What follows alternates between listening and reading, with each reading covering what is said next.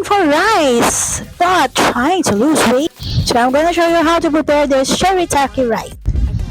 So first, syempre open the sachet and then you have to wash the rice. Okay, I wash it like 3 times. Yan, tapos dinidrain ko talaga yung water 3 times. I-drain nyo siya para accurate talaga yung pagkakaluto nyo. So, itong rice na to, konti lang to. Pero 3 times yung pwedeng kainin. So, I use this very small na cup and half of na tubig lang na hot water yung nilalagay ko. Yeah. So, I mix it before ko siya takpan.